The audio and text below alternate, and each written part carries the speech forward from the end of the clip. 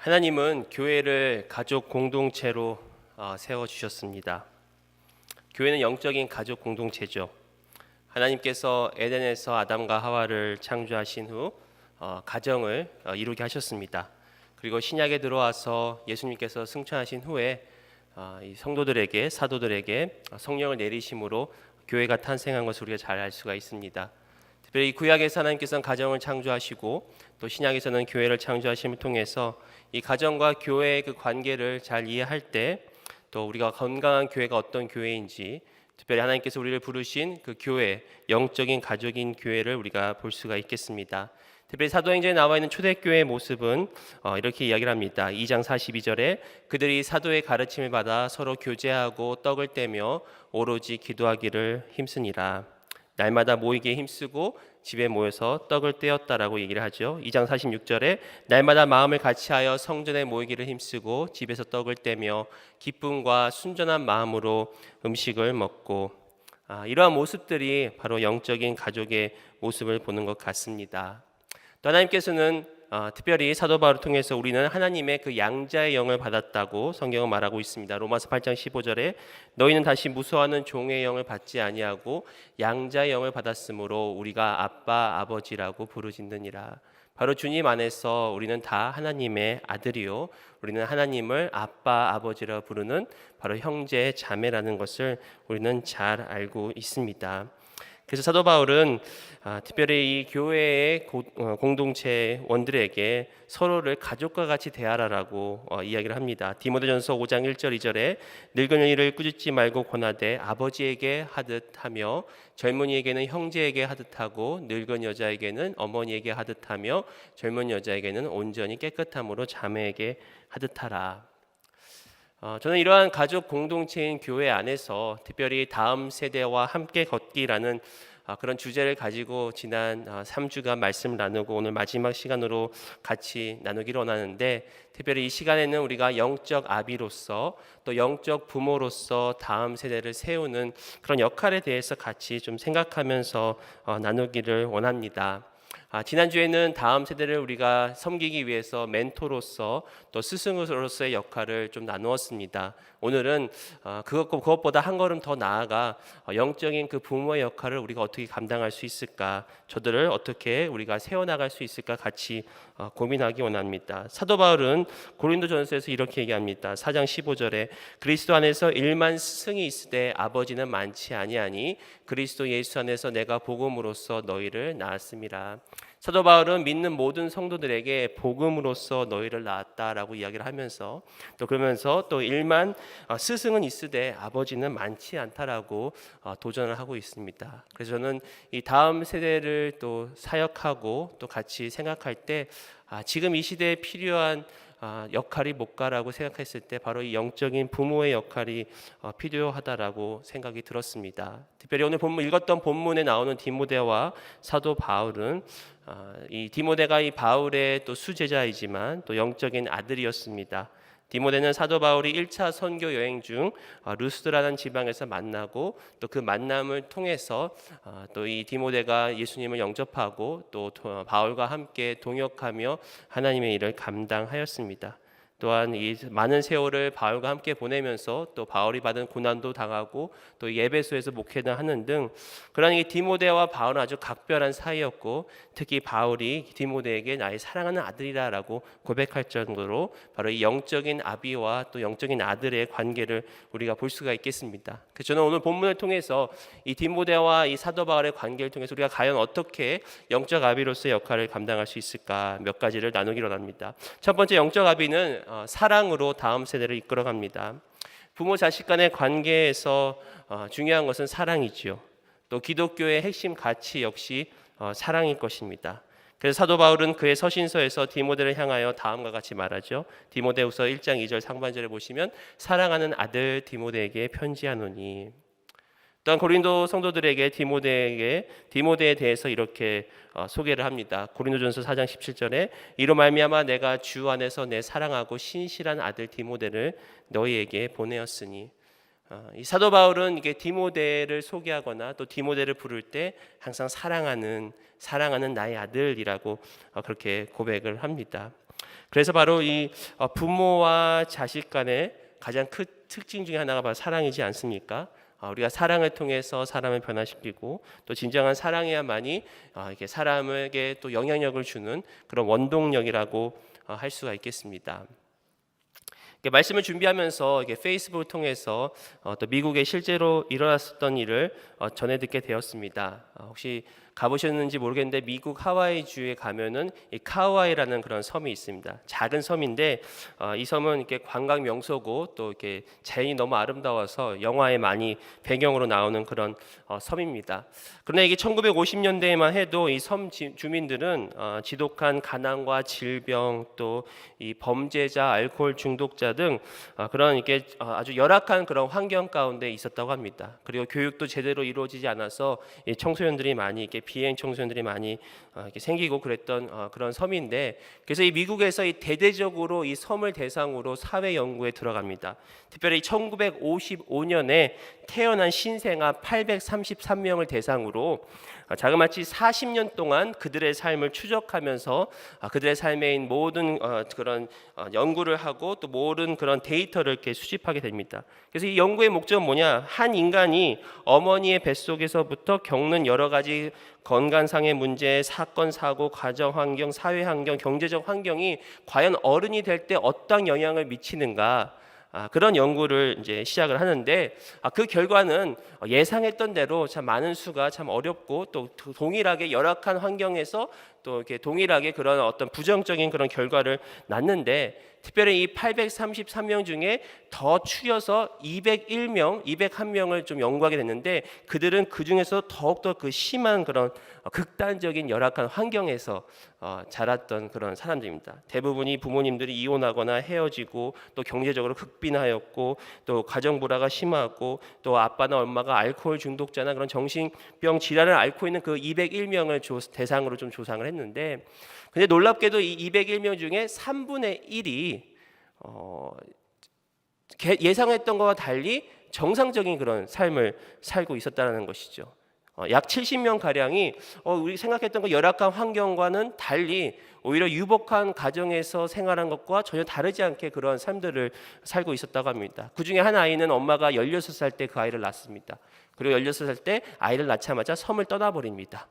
그리고 그 아이는 2kg 미만의 미숙아였습니다. 굉장히 어려운 그런 환경이었지만 굉장히 밝은 성격에 또 고등학교를 우수하게 졸업하고 또 미국에 있는 그 본토에 있는 그런 명문 대학의 장학생으로 이렇게 선발되었다는 그런 기록이 있습니다.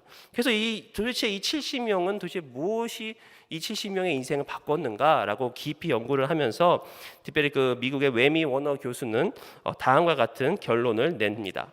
어려운 환경 속에서도 꿋꿋이 제대로 성장하여가는 힘을 발휘한 아이들이 예외 없이 지니고 있던 공통점을 하나 발견되었다. 그것은 그 아이의 입장을 무조건적으로 이해해주고 받아주는 어른이 적어도 그 아이의 인생 중에 한 명은 있었다는 것이다. 그 사람이 엄마였든 아빠였든 혹은 할머니, 할아버지, 삼촌, 이모이든 간에 그 아이를 가까이서 지켜봐주고 무조건적인 사랑을 베풀어서 아이가 언제든 기댈 언덕이 되어 주었던 사람이 적어도 한 사람은 있었던 것이다. 이 김주환 교수는 이 회복 탄력성이라는 이 책을 통해서 자신에게 닥쳐오는 온갖 역경과 어려움을 오히려 도약의 발판으로 삼는 그 힘, 바로 이 회복 탄력성에 대해서 이야기를 하면서 이렇게 얘기합니다. 톨스토이 말대로 사람은 결국 사랑을 먹고 산다는 것이 카우아이 섬 연구의 결론이다. 사랑 없이 아이는 강한 인간이 되지 못한다. 사랑을 먹고 자라야 아이는 험한 세상을 헤쳐나갈 힘을 얻는 법이다. 이러한 사랑을 바탕으로 아이는 자기 자신에 대한 사랑과 자아 존중심을 길러가며 나아가 타인을 배려하고 사랑하고 제대로 된 인간관계를 맺는 능력을 키우게 된다. 그리고 이것이 바로 회복 탄력성의 근본임을 카우아이 섬 연구는 알려준 것이다. 자, 이 미디어를 통해서 또 책을 통해서 이 연구가 굉장히 흥미스럽더라고요. 그래가지고 실제로 이렇게 연구 결과를 이렇게 찾아보니까 실제로 1950년대에 이런 연구와 또 같은 그런 결과를 발표하는 것을 보게 되었습니다. 바로 이 한 사람에게 향하는 그 사랑의 영향력은 실로 대단하다는 것입니다. 사실 우리가 사랑을 이야기하자면 많은 것을 이야기할 수 있겠는데 오늘 본문을 통해서 좀 몇 가지 사랑에 대해서 같이 살펴보겠습니다. 첫 번째로 사랑의 원천은 바로 하나님이십니다. 사랑은 하나님으로부터 나옵니다. 하나님은 사랑이십니다. 우리가 영적 부모로서 다음 세대를 사랑하려면 그 사랑이 하나님께로부터 온 것임을 우리는 먼저 알아야 됩니다. 디모데후서 1장 7절에 하나님이 우리에게 주신 것은 두려워하는 마음이 아니요 오직 능력과 사랑과 절제하는 마음이니. 바로 하나님 바울이 고백하기로 하나님이 우리에게 주시는 것은 두려워하는 마음이 아니라 바로 능력과 사랑과 절제하는 마음이다라고 얘기합니다. 우리는 흔히 능력은 하나님께로 온 것을 믿습니다. 또한 절제하는 것도 하나님께로 오는 능력임을 우리가 믿지만 때로는 사랑은 내가 해야지만이 내가 무엇인가를 해야 되는 것으로 우리가 생각할 때가 있는데 사실은 사랑조차도 바로 하나님께서 우리에게 주시는 마음이라는 것입니다. 사랑은 더 나아가서 하나님께서 우리에게 주시는 가장 큰 은사라고 할 수가 있겠습니다. 고린도전서 10장 31절에 보시면 너희는 더욱 큰 은사를 사모하라 내가 또한 가장 좋은 길을 너희에게 보이리라. 이 고린도전서 12장은 은사장이라고 합니다. 바로 이 사도 바울이 은사에 대해서 나열을 하면서 이 12장의 마지막 구절을 바로 더욱 큰 은사를 사모하라 그리고 내가 그것을 곧 너희에게 보이리라고 하면서 이 13장으로 넘어갑니다. 근데 13장이 무슨 장인지 여러분 잘 아시죠? 13장 2절에 내가 예언하는 능력이 있어 모든 비밀과 모든 지식을 알고 또 산을 옮길 만한 모든 믿음이 있을지라도 사랑이 없으면 내가 아무것도 아니요. 바로 사도 바울은 지금 여기서 얘기하는 가장 큰 은사는 바로 사랑이다라고 우리에게 말하고 있는 것입니다. 이처럼 사랑의 원천이 하나님께로부터 온 것임을 알고 또 우리가 그것을 인하여 사랑하는 것, 바로 우리 안에 계신 예수님을 통해서 또 우리에게 부어진 그 사랑을 통해서 우리가 사랑할 때 진정한 사랑을 할 수 있다는 것입니다.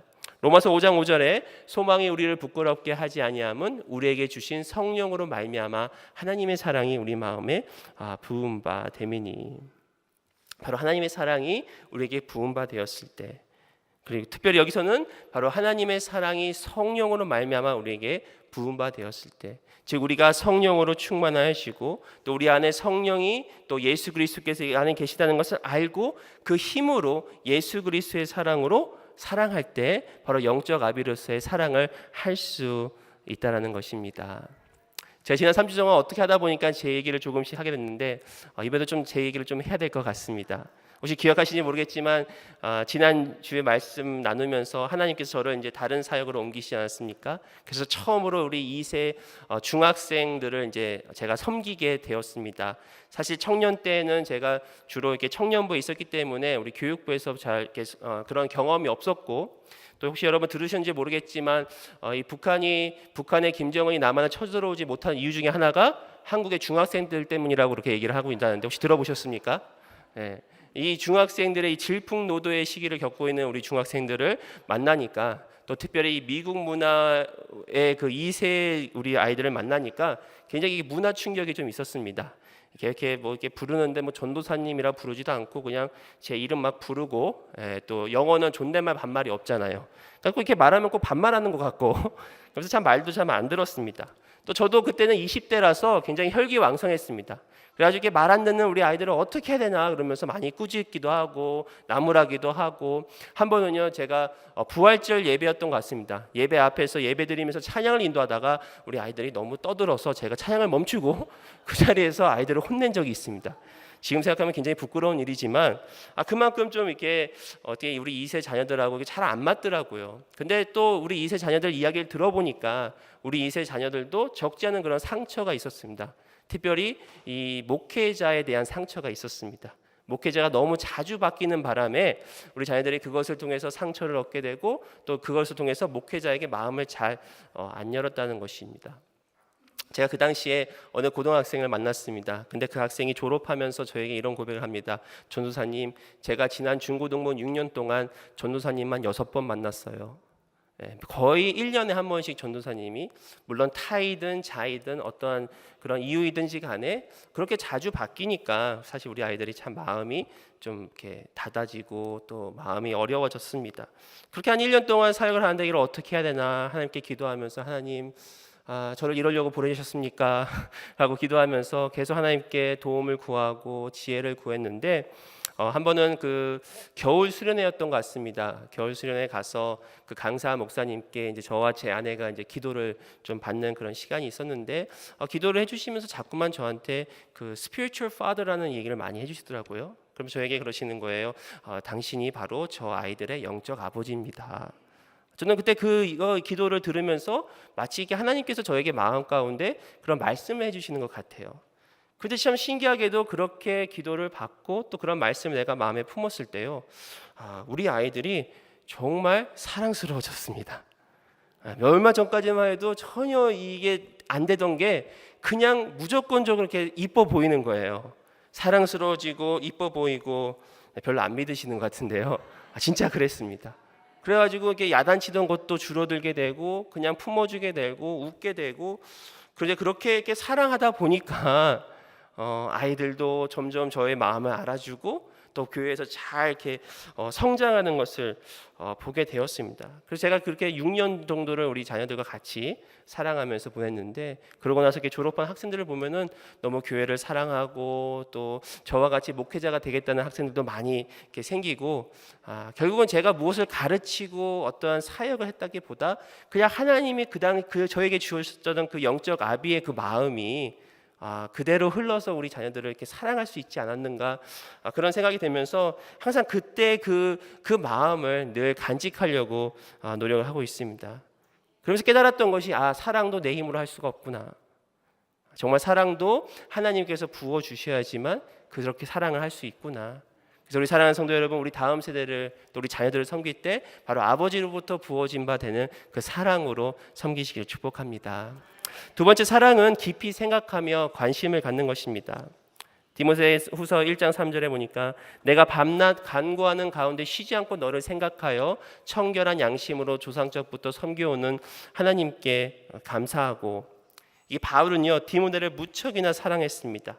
특별히 디모데후서가 이 바울의 이 인생의 마지막 서신이라고 할 수 있는데, 이 마지막 서신을 디모데에게 쓴 것을 보면 얼마나 디모데를 아끼고 사랑했는지 볼 수 있습니다. 특별히 정말 읽었던 1장 3절에 바울은 디모데를 밤낮 기도할 때마다 생각하였다라고 고백합니다. 바울은 기도의 사람이었습니다. 그리고 바울은 늘 그의 서신을 이 중보 기도로 시작하는 것을 우리가 알 수가 있습니다. 그 중에 하나가 데살로니가 전서 1장 2절 3절에 보시면 우리가 너희 모두로 말미암아 항상 하나님께 감사하며 기도할 때 너희를 기억하면 너희 믿음의 역사와 사랑의 수고와 우리 주 예수 그리스도에 대한 소망의 인내를 우리 하나님 아버지 앞에서 끊임없이 기억하매니. 바로 이 다음 세대를 위해서, 특별히 이 사랑하는 사도 바울의 그 사랑하는 영적인 자녀들을 위해서 중보하는 그의 모습을 우리가 배울 수가 있지 않습니까? 이미 다음 세대를 위한 기도는 저희가 2주 전에 나눴지만, 특별히 이 사도 바울이 디모데를 위해서 기도하는 이 기도는 사랑의 기도라고 할 수 있겠습니다. 사랑하기 때문에 밤낮 기도하며 또 사랑하기 때문에 기도할 때마다 그를 생각합니다.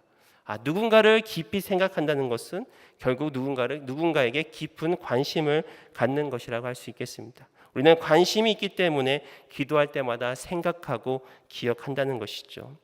스카페스는 아직도 가야 할 길이라는 책에서 이렇게 얘기합니다. 사랑하는 일이란 원칙적으로 상대방에게 관심을 갖는 것이다. 우리가 다른 사람을 사랑할 때는 그 사람에게 관심을 기울이게 된다. 즉 그 사람의 성장을 기원하게 되는 것이다. 우리가 어떤 사람에게 관심을 가질 때는 또한 그 사람에 대해 근심하게 된다.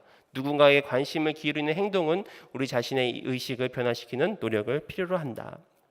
스카페는 특별히 사랑은 노력하는 것이고 사랑은 자신을 확장시키는 것이라고 이야기합니다.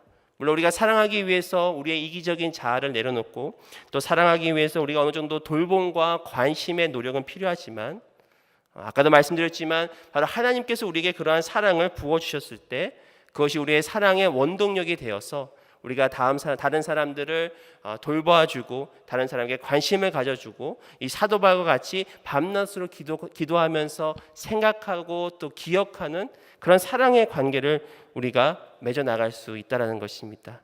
그래서 바로 이 사랑은 깊이 생각하며 또 다른 사람에게 관심을 갖는, 특별히 우리 다음 세대에게 그렇게 관심을 갖는 저와 여러분들 되었으면 좋겠습니다. 세 번째로, 사랑은 기쁨을 낳습니다. 디모데후서 1장 4절에 보시면 내 눈물을 생각하며 너 보기를 원하면 내 기쁨이 가득하게 하려 함이니. 여러분, 사랑하면 기쁩니다. 기쁨은 사랑의 자연스러운 반응이라고 할 수 있겠습니다. 성경은 이 사랑과 기쁨에는 밀접한 관계가 있다고 얘기합니다. 특별히 아버지 하나님께서 아들 예수 그리스도에게 그리스도를 고백할 때 이렇게 말씀하십니다. 마태복음 3장 17절에 하늘로부터 소리가 있어 말씀하시되 이는 내 사랑하는 아들이요 내 기뻐하는 자라 하시니라. 바로 내 사랑하는 아들이요 그리고 내 기뻐하는 자라, 이 두 가지가 같이 쓰였음을 우리가 잘 알고 있지 않습니까? 바로 사랑과 기쁨은 그만큼 밀접한 관계가 있다고 볼 수 있겠습니다. 바로 하나님 아버지와 또 아들 그리스도는 바로 이 삼위일체 연합 가운데서 또 친밀한 사랑을 나누고, 그리고 그러한 친밀한 가운데 풍성한 기쁨이 흘러 넘쳤다는 것입니다. 그렇기 때문에 우리 역시도 사랑하면 기뻐하죠. 또 한 가정에 새 생명이 태어나면 그 부모와 더불어 주위에 있는 사람들을 통해서 기쁨을 우리가 서로 공유합니다. 저희 첫째 딸의 영어 이름이 나옴인데, 나오미의 뜻이 나의 기쁨이란 뜻을 갖고 있습니다.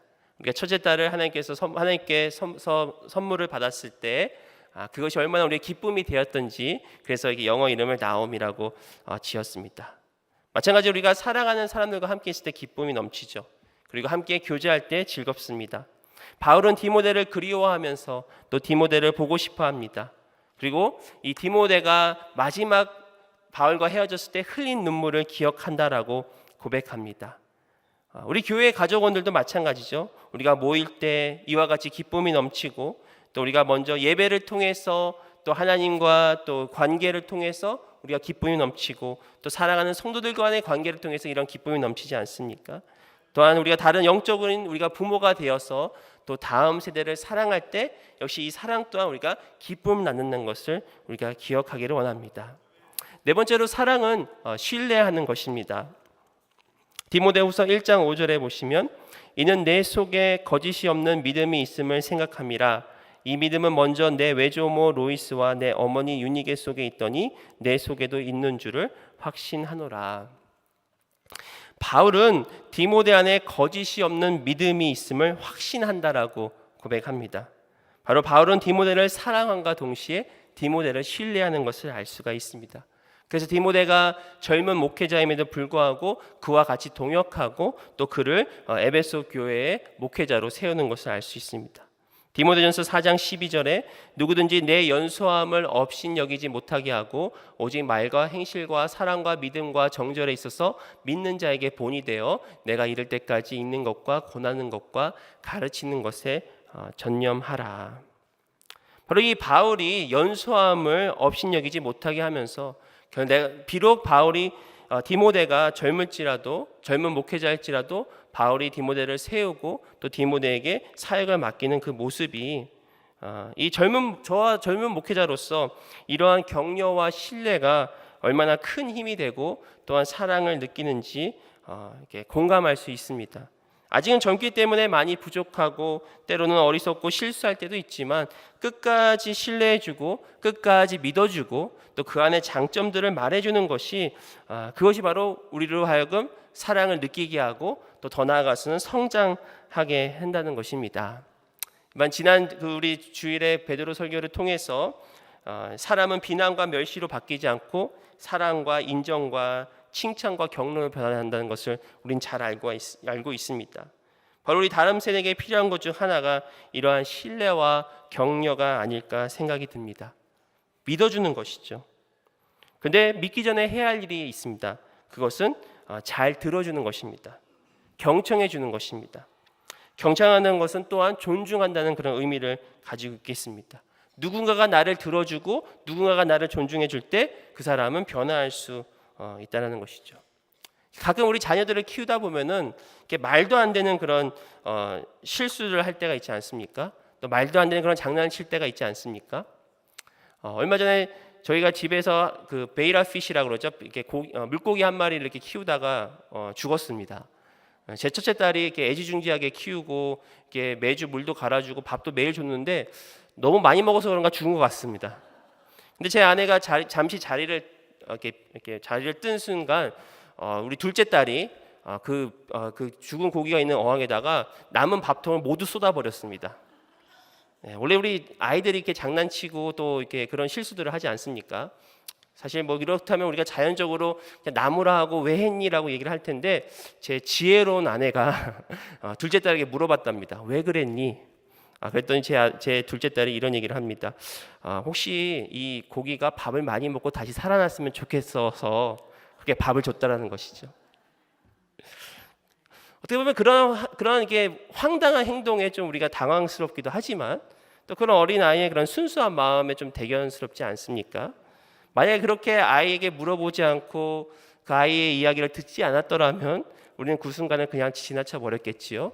하지만 그렇게 아이에게 물어보고 비록 아이일지라도 실수했지만 왜 그랬는지라고 또 경청할 때 그 마음을 알게 되고 그 마음을 통해서 또 격려하고 신뢰할 수 있겠습니다. 그래서 우리가 다음 세대를 바라볼 때, 우리 자녀들을 바라볼 때 자녀들을 경청해주고 또 존중해주고 그를 통해서 신뢰할 수 있는 저와 여러분들이 되었으면 좋겠습니다.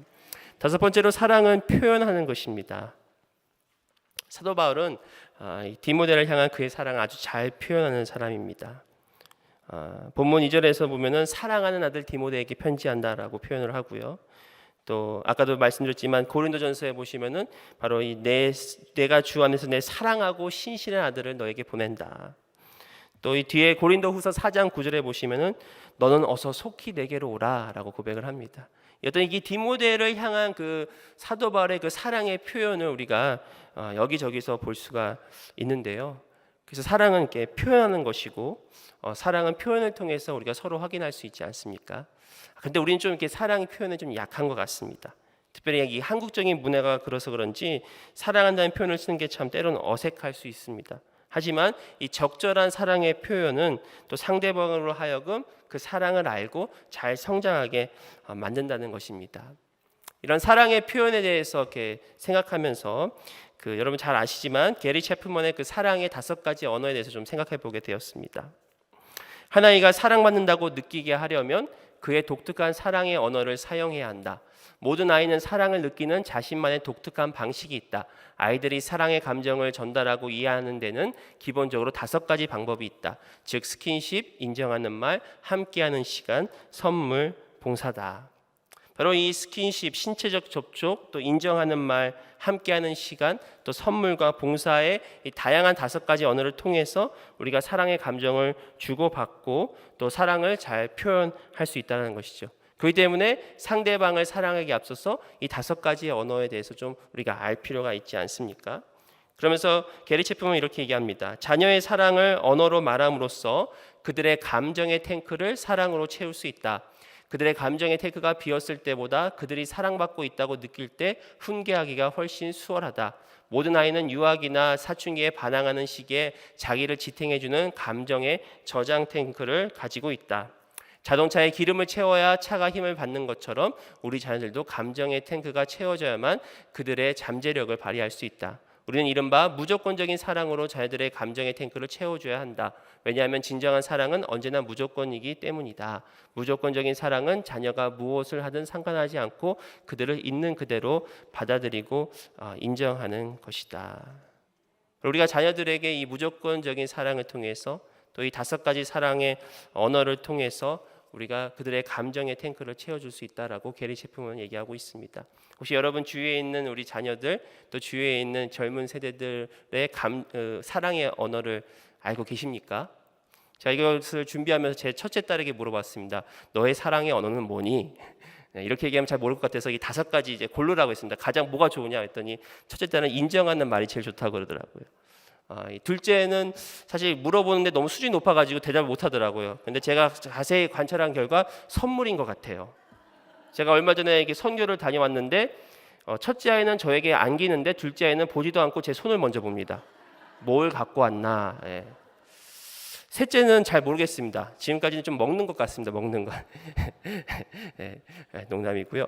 그래서 이러한 우리가 자녀들에게 이 사랑의 언어를 이렇게 알게 하는 것, 그것을 통해서 표현하는 것이 참 중요하다는 것이죠. 그래서 이 디모데후서 우리가 1장을 통해서 이렇게 이 영적 아비와 또 영적인 자녀들을 또 이 표현하는 그 사랑, 또 그에게 사랑을 통해서 그들을 이끌어주는 것을 우리가 알 수 있겠습니다.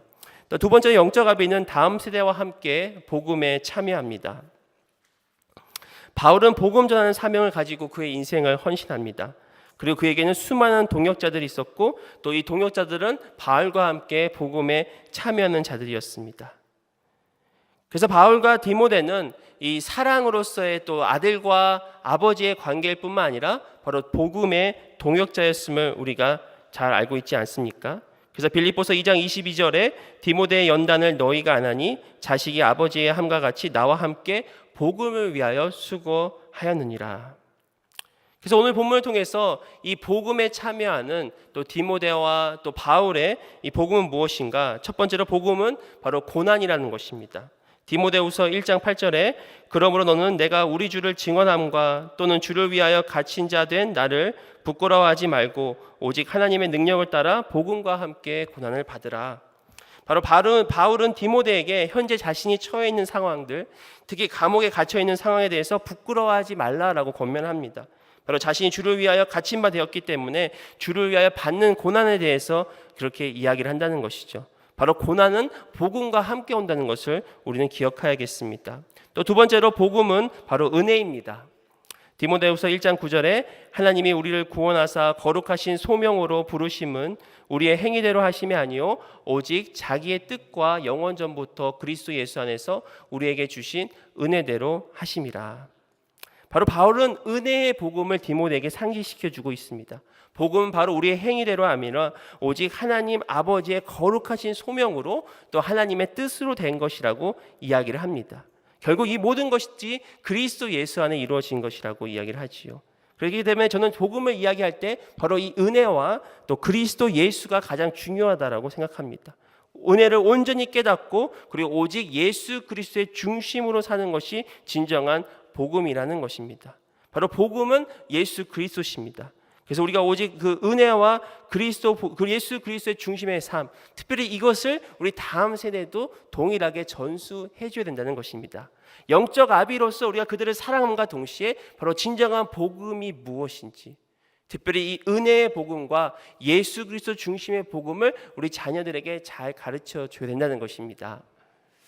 특별히 우리 가정학생 사역단 전사님과 항상 얘기하는 것 중에 하나가 바로 이겁니다. 우리 자녀들에게 은혜의 복음을 우리가 확실히 알게 하자. 그리고 예수 그리스도 중심의 복음을 알게 하자라고 우리 전사님께 권면 이렇게 계속해서 이야기하고 같이 고민하고 있습니다. 왜냐하면 아무리 이 땅 가운데서 잘 살고 성공할지라도 진정한 예수 그리스도의 복음을 알지 못하면 무슨 소용이 있겠습니까?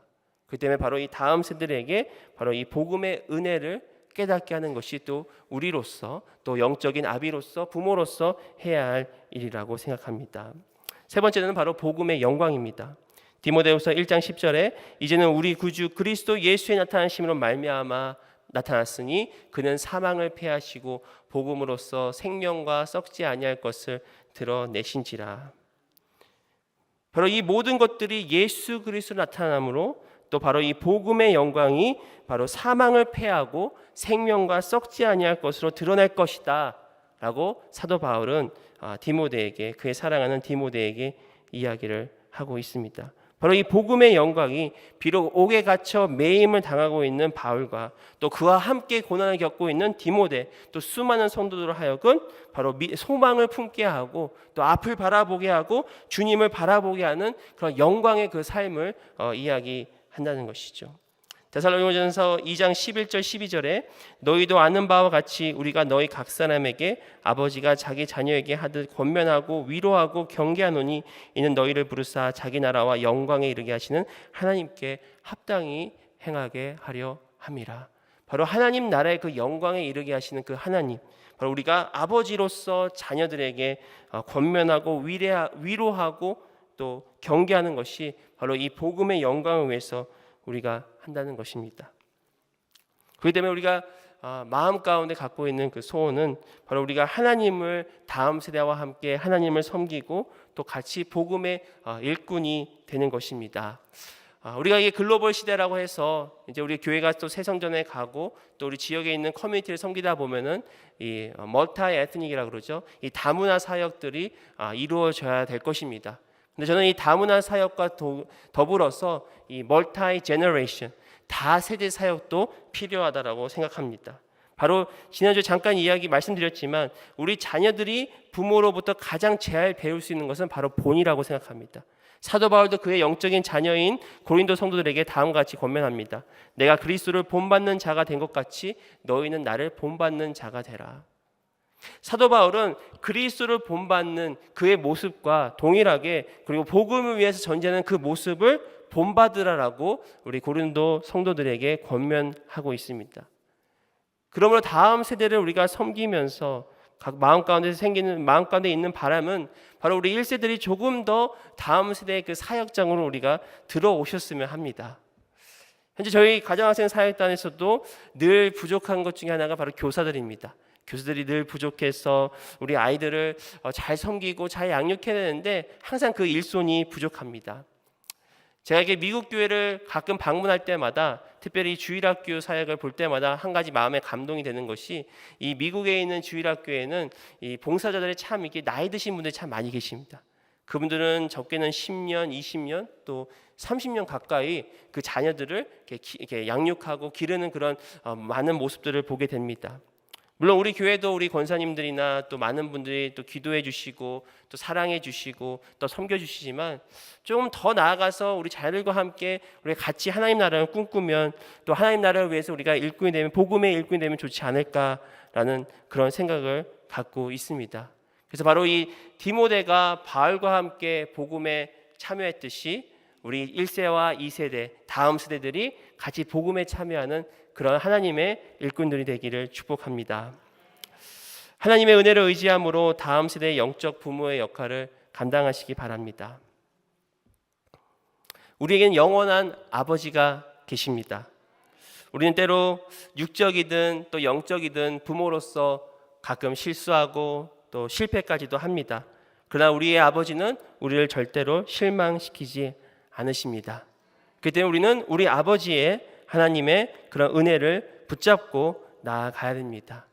그래서 사도 바울은 디모데에게 이렇게 합니다. 사랑하는 아들 디모데에게 편지하노니 하나님 아버지와 그리스도 예수 우리 주께로부터 은혜와 긍휼과 평강이 내게 있을지어다.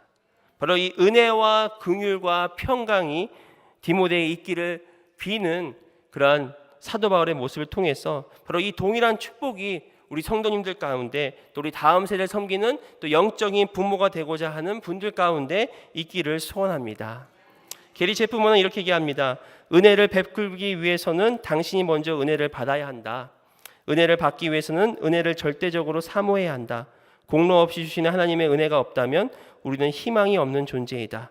은혜가 있는 곳에는 오직 희망과 사랑만이 있다. 예수를 안다는 것은 은혜를 아는 것이다. 예수를 따르는 삶은 은혜를 경험하는 삶이다. 예수를 사랑하는 삶은 바로 은혜를 베푸는 삶이다. 제가 이 마지막 이 말씀을 준비하면서 마음 가운데 고민되는 것이 특별히 왜 이 영적 아비에 대해서 이야기를 해야 되는가 하면은 바로 지금 우리가 사는 우리 현실이 결코 만만치 않기 때문이라는 것은 여러분 잘 아실 것입니다. 우리 주위에 둘러보면은 적지 않은 가정 안에 여러 가지 문제의 소식들을 듣게 됩니다. 가정들이 어려워지고 또 가정 그 어려움 가운데서 우리 자녀들이 어려워지는 또 힘들어하는 그런 소식들을 우리가 종종 듣게 됩니다. 저는 이러한 현실 가운데서 특별히 이러한 가정의 어려움들 가운데서 우리 교회가 우리 공동체가 영적인 가족이 영적인 부모가 되어서 그런 아이들을 우리가 품고 또 그런 아이들을 우리가 부모와 같이 사랑해 줘야 되는 줄 믿습니다. 사실 누구나 다 실수할 수 있고 누구나 다 실패할 수 있습니다. 누가 잘못했느니 잘했느니 따지자는 것이 아닙니다. 그저 저 아이들, 저 어려운 가정 가운데서 살고 있는 아이들, 또 힘든 여러 가지 문제들 때문에 힘들어하는 그런 우리 다음 세대들을 우리가 먼저 다가 그들에게 영적인 부모가 되어줬으면 좋겠다. 그런 마음의 소원이 있었습니다. 예전에 가르쳤던 학생 중 한 명 있었는데 그 학생이 지금은 이제 한국에서 공부하면서 이 목회자의 꿈을 꾸고 있습니다. 제가 그 학생을 이렇게 중학교 1학년 때 처음 만났는데 미국에서요. 2세인데요. 참 밝고 또 하나님을 참 잘 섬겨서 저 아이는 참 뭘 해도 잘 하겠다. 그런 아이가 있었습니다. 그런데 나중에 이야기를 들어보니까 그 아이가 어렸을 때 참 부모님들의 그런 관계가 아주 안 좋았다고 합니다. 그래서 부모님 관계의 불화 때문에 때로는 이렇게 집을 나와서 다른 데서 잠을 자야 할 정도로 그런 어려움이 있었다고 합니다. 근데 그럴 때마다 주위에 있는 이 교회 공동체에서 또 이 구역 또 셀 식구들이 그 아이들을 잘 보살펴주고 또 자기 집에서 재우면서 그렇게 아이들을 사랑해 줬다는 그런 이야기를 들었습니다. 그래서 그 아이가 그때 그 사건 때문에 어려울 뻔했는데 또 삐뚤어 나갈 뻔했는데 삐뚤어지지 않고 그렇게 하나님을 잘 믿고 또 이렇게 목회자로까지의 그런 길을 작심했다는 것을 들었을 때 참 마음 가운데 참 많은 그런 감동이 있었습니다. 물론 우리 교회도 이 셀 사역을 셀을 통해서 또 공동체를 통해서 이미 여러분들이 많은 분들을 도와주시고 또 우리 사랑해 주신 줄 믿습니다.